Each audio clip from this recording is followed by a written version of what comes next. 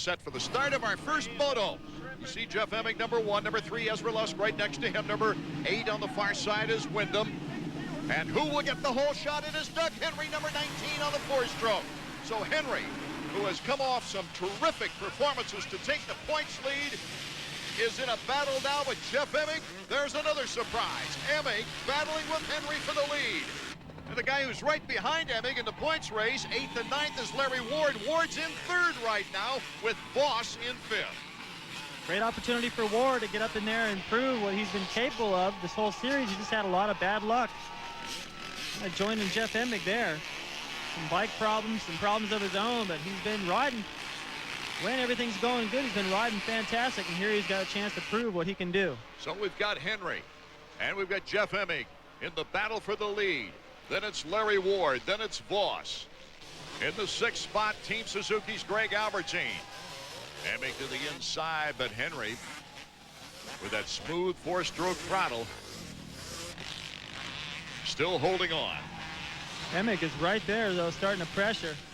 Boy, he looks more aggressive, doesn't he? Yeah, well, you know, I'm just going to say right here, and I've always talked about how much mentally, when you get at this level, the mental aspect of racing is so important. And Emig knew going into Daytona in the Supercross series this year, that was a track where he'd done well before, and it was his best finish so far in terms of the way he rode. Now he's coming to another one of those situations here at Redbud, and I think you're going to see a different Jeff Emig. Emig took a 2nd place here last year with the 250s, won the year before, and then had 3 straight 125 victories at this track. Boy, those berms are getting deep now. The bike sinks all the way up to the foot peg. Henry having a little bit of a tough time with it. Getting into those berms is the tough part, because you're trying to stay in a rut. It's got braking bumps in it, and your back end's dancing all over the place. Hard to pick a line. You've got some long, fast portions on this track. How do you expect this 4-stroke to react? Well, the guys nowadays, that they've starting to complain just a little bit that Doug's got so much power. And, you know, they've had to work through a lot of tough times to get that bike working right. But that perseverance has paid off. So I think on those long straightaways, and especially coming up Larocco's lead, he's going to have a little advantage today. Doug Henry looking sharp this season, coming off 2 victories in the last 2 races, Budds Creek and Southwick, to take that points advantage. But the real encouraging sign here in Moto number 1 is Jeff Emig. Didn't lose much time in that first lap. And he's actually pulled a little bit of distance over Larry Ward now, and behind Larry Ward, back to the real contenders, it's a little ways. So this is a real opportunity for Emig not to have a lot of pressure the way he did at the opening round when he whole shot at Glen Helen. Do you think that's what's behind Ezra Lusk's decision to race, is the fact that, yeah, Henry's got the lead, but no one is really dominating? Exactly. I mean, Greg Albertine is in 2nd. And if you look at the past and the way Greg Albertine has gone, he's had some finishes where he'll be cruising along doing fine. All of a sudden, he throws out a 17th. Ezra Lusk knows that he can make up some time, and after this, they have a 2-week break, so he can heal up. So it's Henry and Emig out front. Wyndham and Pichon rounding out our top 5 now. We're back at Redbud Track and Trail in Buchanan, Michigan. Art Ekman, David Bailey, and Davey Coombs. Our first moto of 250 action, and Doug Henry continues to hold on to this early lead. But Jeff Emig, David, just won't let him off the hook. He's staying pretty close. He is, and he's starting to look good. As a matter of fact, coming off that jump, you see him kind of pitching the bike around. He's in control. When you see the rider controlling the bike like that and putting it where they want, that's really a symbol that they're feeling comfortable out there. And Henry's making some mistakes. I don't think his lines are coming together very good. He's not riding his best, so that's going to give Emig a lot of confidence. Wyndham and Albertine just past Heath Voss, right behind Wyndham. Behind Voss now is Mikel Pichon. You've got the 2 Team Suzuki riders sandwiching Voss, and Wyndham's right in front of them. See if Wyndham can get up over this Larocco's lead. Nope. From that inside line, these guys are having trouble getting all the way over it. Albertine over it clean. Well, what a difference, too. He just closed right in on the back of Wyndham. Give me an idea verbally of what it's like going over Larocco's lead. Well, I never jumped that thing. They added another jump. And I was one of the first guys to jump the double, but then they added about another 30 feet to that lead, so I really couldn't tell you, but it sure looks cool. Doug Henry on our leaderboard is the guy out in front. He says, I'm getting more comfortable with myself in training. I'm trusting myself more on the track. And that's pretty big coming from Doug Henry. It sure shows now. He's coming off of a couple of wins, got the points lead. He's back where he was the week before he started this whole disaster in Budds Creek when he took that huge lead. Albertine, number 7, tells us his shoulder's all healed up, and it's obvious the way he's riding here. He's looking aggressive, but it's going to be tough for him to make up any ground. Everybody in front of him is riding good. All tough riders to pass. Kevin Windham. And how the heck is he supposed to pass him? And you got this battle. Whoa! Emig looking once again for the right way around. Doug Henry tries the inside. Henry knows he's there, that's for sure. Emig to the inside, takes the lead. I can't remember Emig leading this year except for the hole shot he got in the opening race of the season at Glen Helen. Let's go down to Davey Combs now. There it is, Dave, and there's the pass to lead by Emig. Oh, he's been riding great all day. He's in a good mood. We're all like in this weird mood, so maybe this is the day. I hope so.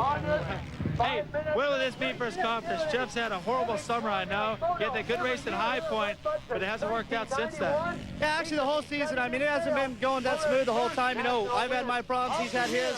The whole team, we're all working hard, and we tested last week. We got some real good stuff, and it looks like it's working. We'll let you get back to work. Thanks. So Jeff Emig, our leader, with Doug Henry now in second place. Let's go back through the pack a bit and choose some of the battles going on. Kevin Windham starting to pull up on Larry Ward. I talked about what it would take for Albertine to get around these guys.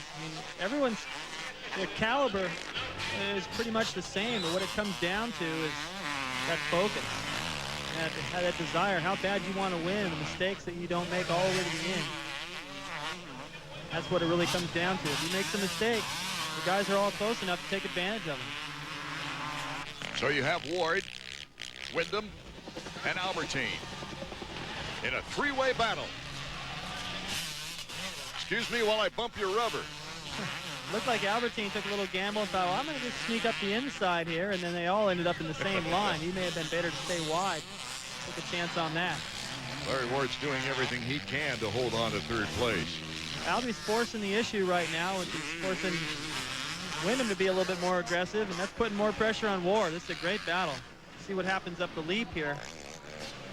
Ward having his season interrupted by mechanical problems in a couple of races after showing some promise with a third and a fourth in a couple of motos earlier in the season. I'll tell you what's really frustrating is when you're in a battle like this, when you look up the racetrack and the dust is already settled since Doug Henry and Emig went by. Whoa! There's a little tap.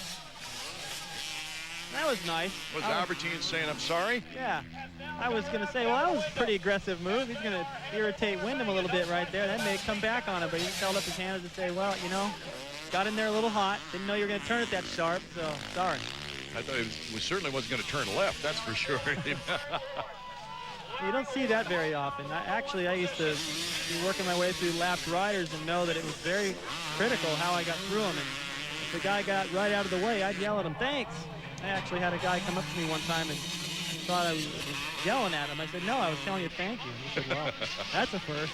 Two Team Suzuki riders battling it out. We don't want to ignore the second place that Ward took earlier in the season as Albertine cuts inside now.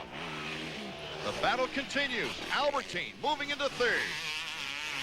Well, he means business. I didn't think he had it in him to be able to come up through past everybody like that. He took care of them all pretty quick. So pretty much shows you why he's running second in the series, and he's really looking at winning this title. He knows he's got to stay close to Henry, not let him get too big of a lead where he can start riding a little bit more conservative. Albertine with 3 podium appearances in a row, but no win on the year yet as we take another look at the pass for the lead. The guy who's out in front is Jeff Emig. On the very first lap, Art, as they came through here, he got really close to Doug and knew that if he could get that close again, he'd have a great opportunity to make that pass, and it worked. It's Ward. Pashone gets by Windham. That's kind of a surprise right now. And he guns it on the outside to make it stick. Windham Probably thinking, yeah, I'm feeling pretty good. I'll just feel out these first few laps, get into a groove, and he never got a chance. Pace is a little bit faster than he anticipated. The Team Suzuki's running well, 3rd, 4th, and 5th.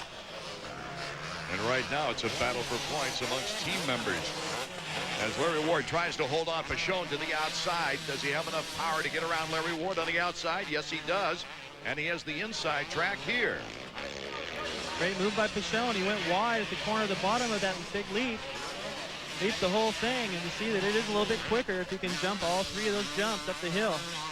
Mikel Pichon, of course, taking the first overall of the year at Glen Helen. And then it's been a long stretch since the last podium. And that was at Budds Creek with a 3-3 and a 3rd place finish. But he continues his momentum right now here in the first moto. Well, as Albertine caught and passed both Ward and Wyndham, I thought that'd wake him up a little bit. But now that Pichon has caught him and passed him, actually started to pull away just a little bit, that's definitely going to wake him up. Okay, we've got a great battle still out front as Jeff Emig leads Doug Henry. We'll be right back with more 250 action. Welcome back, our first Moto 250 action. And out in front, a big surprise. If you followed this circuit this season, Jeff Emig is our leader. Right now, Larry Ward's trying to hold on to a top position. He's been passed by 2 of his teammates, and now Wyndham is coming up close behind him as he tries to hold on to 4th place. Just heading into that right-hand corner back there, just off our screen, Wyndham went in there and got a little out of shape, made a mistake, so that gives Ward some more time. The best way to hold on and deal with that pressure, for one thing, is to keep jumping that leap, keep the guy off of you. Then you get that quick turn left out of the leap. Right, and another little mistake right there by Wyndham. So whenever you got pressure, what I always did was take the race in smaller increments. And you never know when you might get a little extra breathing room when the guy behind you makes a mistake or has a little bit tougher luck working his way through the lapper. Let's shift back to the leaders now, Jeff Emig. And surprisingly, Emig has not been able to pull away on Doug Henry, but they've pulled away from the rest of the field. Yeah, they're way out in front. Either one of these guys is in position to win the overall, and you can see the lead there better from this shot across the top of the hill. It's not enough pressure on Emig to really force him into a mistake. This is the corner where he made the pass to the lead. He's holding it tighter. It's right back on the gas right down there and misses those braking bumps. He weaves his bike in and out of it so he can keep those wheels on the ground, get better braking into that sharp right-hand turn, which cost him the overall win last year. And John Dowd was able to take advantage of it as Emig got bounced around pretty good there, didn't he, David? Well, he got bounced around by Dowd and by Albertine. That's really costing him the win. He's still holding on to a pretty good margin right here over Henry. Henry unable to keep a lot of pressure on him. This has not been one of the better tracks for Henry, he says, but he likes it. He says it's fun, it's fast, it's hilly. It's got all the elements to really have fun with it. But he's never really been tremendously successful here. Look out. Is that Wyndham? Yes, as we come into focus. Wyndham gets by Ward. Wyndham now in 4th, despite all the mistakes. Kevin Wyndham's able to take advantage of Larry Ward. Out in front, still Jeff Emig, looking as strong as ever this season. He is looking good, and again, he's on a track where he's very comfortable. He took the outside down there. That should give him the speed. Yes, it does, to clear that Larocco's leap. I know Henry's going to be jumping at every lap, and Henry may have the power to clear that thing from the inside. So it's important that Emig gets over that every time, doesn't give up any distance in his lead. Look at that. It's just inside the groove where it's slick. He stays in the cushion. He's able to get the power to the ground. Hanging over the bars like a ski jumper on that one. You know, as apparent as it is that these 2 guys have pulled away from most of the pack, Greg Albertine is really just full throttle, it seems like. There you see Albertine all of a sudden pulling up into a possible 3-way battle for the lead here today. Right now, Albertine is the fastest guy on the track. He's come through. There you get a little look at why. Gets into that corner, that back end dances right out into the groove, back on the power. Finger out on the clutch, making sure he's got the bike in the right power band all the way through the racetrack. Not ever let it out of the power band. Jumping almost to the bottom of that hill. Look at how fast they're going through here. The faster tracks really benefit Albie. And I know Emig likes them too, but boy, this sure seems to be working out for Albertine right now. Through the inside of that sweeper, making his racetrack about 40 feet shorter. making up time just a little bit everywhere, looks like to me. Remarkably, Albertine, who had some early race problems, has gotten back into the mix here in our first Moto of 250 action. There's still time for him to catch Emig, but first thing on his mind has got to be to get around points leader and get that much closer to getting that points lead himself from Doug Henry, and in the process put himself in a position to win the second moto and grab the overall win here. Be an excellent opportunity for Emig now to start pulling the lead. Yeah, Albertine's a dangerous guy to have on your bumper. I never had the opportunity to race against him, but from what I've seen, this guy is, you can never take him lightly. You never know where that front wheel is going to show up. Right now, Albertine really feeling it. You can tell the way he's riding. He's got number 19, the four-stroke of Doug Henry, in his sights. Well, he is riding right at the edge. Still looks in control, but surprisingly in control with the speed that he's carrying everywhere. I mean, he's just driving in the corners 5 feet longer than everybody else. Back on the gas a little bit earlier than everybody else. Look at that. Really fun to watch somebody when they're riding that hard. The crowd is going crazy here at Redbud as Henry makes the lead easily, as does Albertine. Look at the ruts as they come through the corner. The battle for second place is on. Emig is just totally focused and is starting to move out slightly each lap on the second place rider, Henry.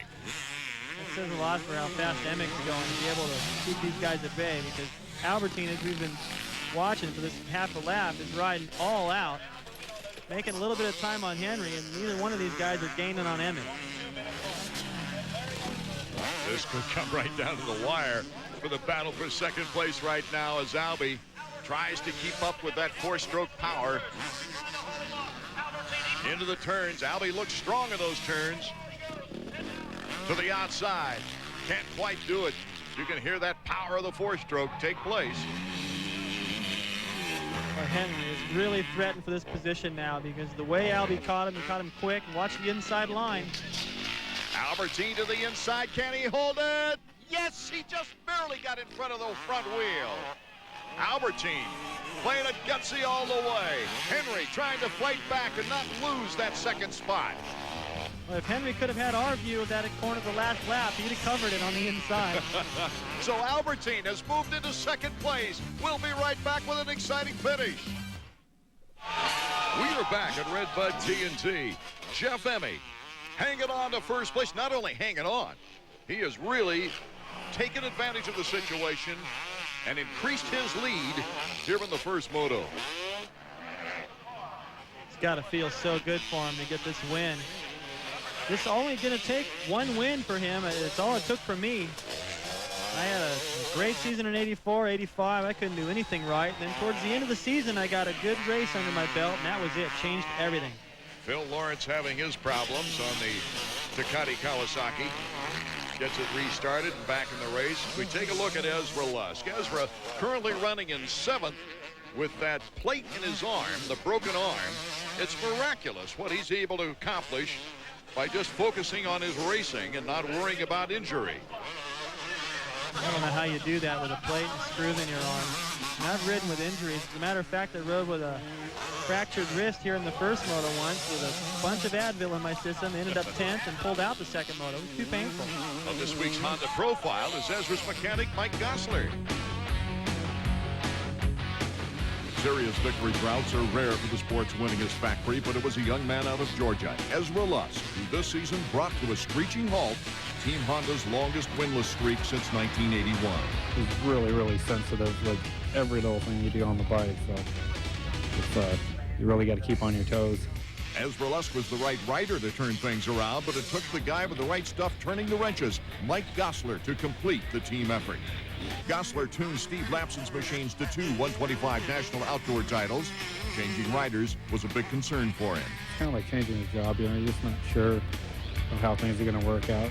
Kind of tentative at first, and then getting to work with him, getting to know him, it's been a real pleasure working with him so far. We're both learning, you know, He's got a lot of different ways of doing things, and I'm sure I do too. Dealing with emotions is important. Ezra gets so wound up at the starting gate, Mike has a list of reminders for him. I basically, tell him to watch who's next to him, keep his elbows up, and the main thing is I try to remind him that he's got to shift the bike early, not let it rev out, and it's really hard to concentrate when you're lined up with 40 guys, all that noise, and try to hear what your bike's doing. It's almost impossible. You just got to pick a shift point on the track, kind of point, try to shift by there and there, and you get the thing into the highest gear possible as soon as you can. Even during practice time, Mike had to abandon old habits, adjusting to the way Lusk studies the track. He kind of rides the outdoor practices like he does the supercrosses. He just does sections of the track, so it's really hard to get a good lap time on him because he doesn't really push a whole lap.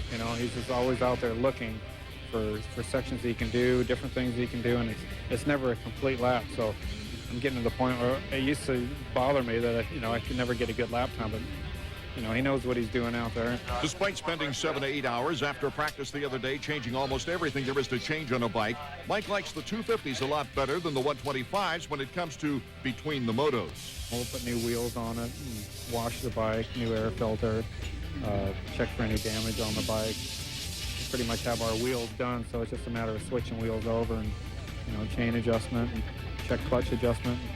It's not like the 125 where you're putting clutches in between motos and just worrying about every little thing.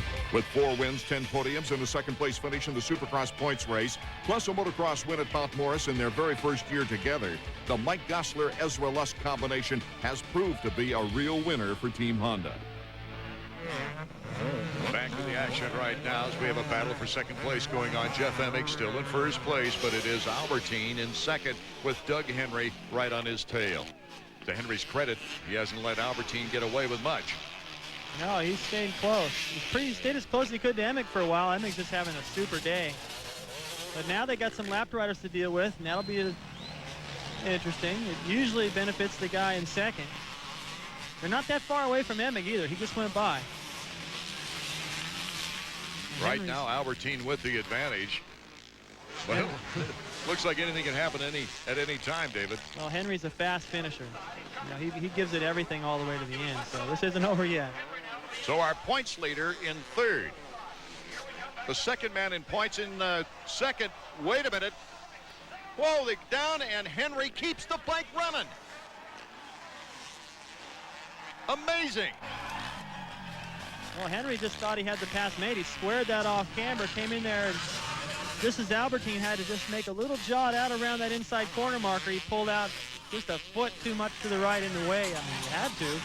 He was the one with the line, but Henry didn't anticipate that and went down. Luckily, he kept that 4-stroke running. So did Albie. Doug got up a little bit quicker, and that might make the difference here in Moto 1. We still might see another altercation for second place. Well, Albie rode down that off camber, and he kind of was looking over at Doug, trying to cover the line. He started riding a little bit too defensive. I don't think he could be frustrated at what happened there. I mean, he slowed down, really, just to try to take the line away from Doug, and Doug found another way. And it's all to this man's advantage out in front. The checkers for Jeff Emig.